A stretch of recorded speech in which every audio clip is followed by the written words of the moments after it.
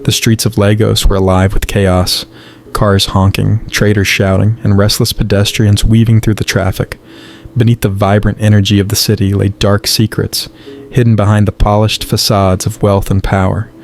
Amara had once known happiness here. She had lived in a comfortable home with her loving parents, unaware that tragedy lurked in the shadows. But all that changed when a late-night phone call shattered her world. Her parents had been killed in a car accident. Within hours, her life spiraled into an abyss of suffering.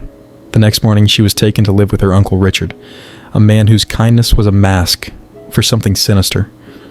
Richard's house was a mansion compared to the modest home Amara had lived in, but it was nothing like home. From the first day, she was treated as a burden. His wife, Margaret, despised her presence, and their 3 children, David, Sharon, and Bella, looked down on her as a servant rather than family. Amara was stripped of her belongings and given rags to wear. While Richard's children attended the best schools and dined on lavish meals, she was forced to clean, cook, and serve them without a moment's rest. Any mistake, no matter how small, was met with a severe punishment. At first, Amara believed that her uncle was merely cruel, but soon she realized he was something far worse. When Margaret traveled, which happened almost every 2 weeks, Richard would come into Amara's room at night. His footsteps alone filled her with terror. She tried to resist, to scream, but he warned her that no one would believe her. The servants in the house were too afraid to intervene, and Amara had nowhere to run. Her suffering became a routine. She counted the days until Margaret's return, but even then, her misery didn't end. Margaret took pleasure in making her life unbearable, finding new ways to humiliate and punish her. Amara made several attempts to escape. The first time, she fled barefoot into the night, running until she reached a police station.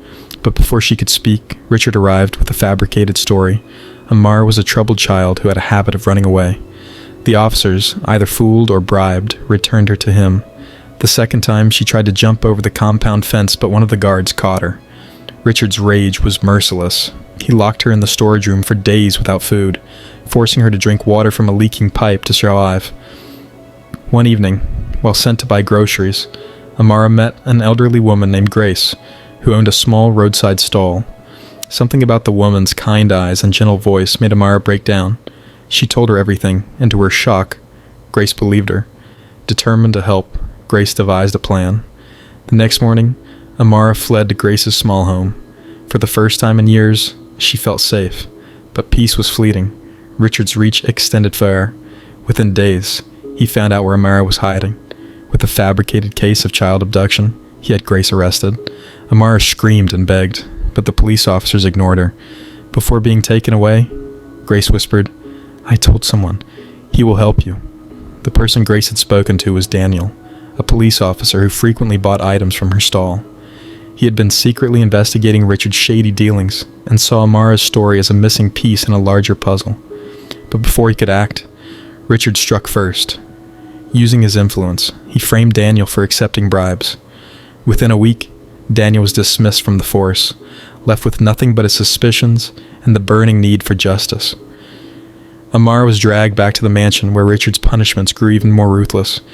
One night she fell ill, the sickness worsened, and she collapsed. A doctor was called in secret, and that was when the shocking truth was revealed. Amara was pregnant. Richard couldn't let anyone find out. He arranged for an immediate abortion, taking her to a secluded hospital, but complications arose. She lost too much blood, and the doctors warned that without a transfusion, she would die. Too weak to donate blood himself, Richard lied to Margaret, telling her that Amara had been in an accident and needed a transfusion. She rushed their children to the hospital, expecting one of them to be a match, but none of them were. Desperate, the doctors found a donor at the blood bank. Amara was saved, but something didn't sit right with Richard. Suspicious, Richard ordered a secret DNA test. He expected to confirm that Amara was not his brother's daughter. Instead, the results left him speechless. Amara was indeed his biological niece. Days later, haunted by doubts, he tested his own children. The results came back negative. None of them were his.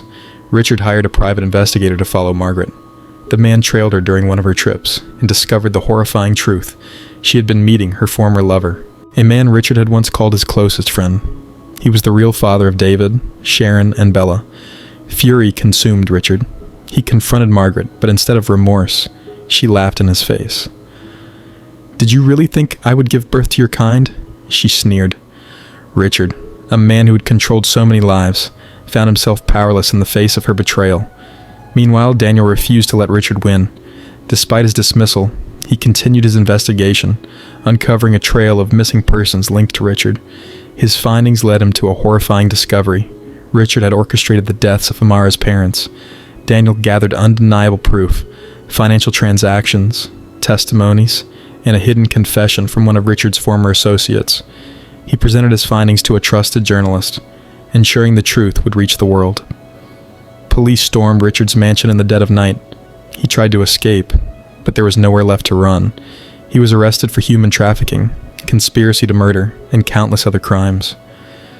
For the first time in years, Amara walked freely. She visited Grace, who had been released, and Daniel, who had been reinstated. Together they helped rebuild what was stolen from her. Amara struggled with the scars of her past, but she was no longer alone. She inherited her parents' wealth and used it to help young girls in similar situations. Margaret, shamed by the exposure of her affair, fled the city. Richard was sentenced to life in prison, where the ghosts of his sins haunted him every night. And as Amara stood beneath the bright Lagos sky, she realized she was no longer a prisoner of her past. She was free.